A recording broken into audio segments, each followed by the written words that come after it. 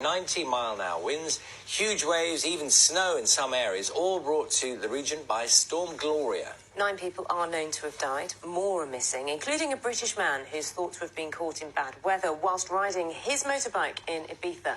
Well, we can talk now to Joshua James Parfitt, who is a journalist based in Javea on the Costa Blanca. Thanks very much for joining us. Shall we start with this British man? Because I understand his motorcycle has been found, but there's still concern for his whereabouts.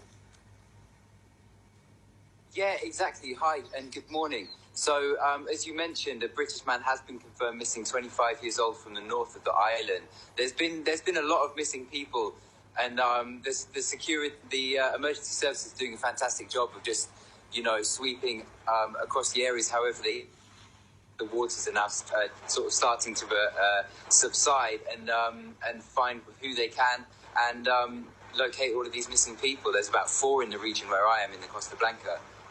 And what, Joshua James, have you been seeing in terms of weather phenomenon? Yeah, so I've been speaking yesterday to a leading climatologist here in Spain. He heads up the climatology lab at the University of Alicante, a guy called Gota Fria. And what he's been telling me is that there's this freak weather event that happens in Spain. They call it the Gota Fria, which it means a cold drop. And basically every autumn, a blast of cold polar air gets isolated at a high altitude. And then when it meets the Mediterranean, it's a peculiar sort of Western Mediterranean phenomenon.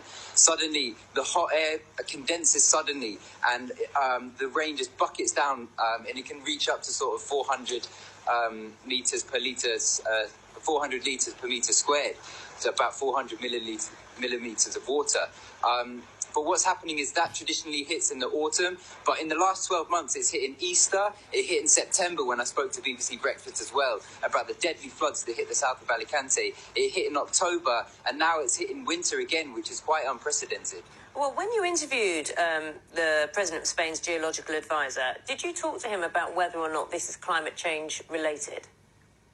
Absolutely. He's very much pushing the climate change angle, because what he was telling me is that the jet stream is changing, and in the Arctic region, that's where a lot of warming is most concentrated, according to his research. And so what he's saying is, instead of the jet stream moving in a linear fashion, it's now starting to undulate. It's starting to circulate in a sort of a strange way. And what that means is, when it circulates, these little pockets of polar air keep getting released and sent over the Western European region. And these cores, when they hit this part where I live in the Costa Blanca, and we get this Gota Fria event, we keep getting these torrential rains. And like I said, over the past 12 months, all of these 4 storms have been record-breaking in one way or another. So according to him, it's very much pushed by warming in the Arctic, and we're likely just to keep seeing more. Well, by its nature, I mean, the Gota Fria is a phrase that's commonplace amongst people in where you are and in Spain.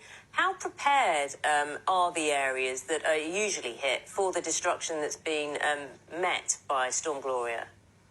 Well, of course, that's what everybody's asking at the moment. I mean, farmers have seen their crops completely ruined.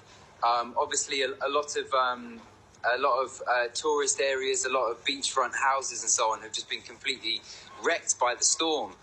Storm drains aren't big enough. I mean, we're talking storm drains, and this is Spain, it's not a tropical area. But because these storms are becoming more and more frequent, the infrastructure is going to have to improve. And that's how Jorge Alcina ended his conversation with me by saying, the Spanish government this week declared an unprecedented climate emergency, which means they're going to try and push through measures to rapidly reduce carbon emissions. But at the same time, the infrastructure desperately needs to change, because where I'm standing now, I mean, it's just covered in seaweed. There's trees fallen all around me. Businesses have been smashed in. And, it's happened again. Like I said, it's the 4th time in 12 months. So Spain are going to have to do something to adapt to this changing climate. Yeah, it's a strong message.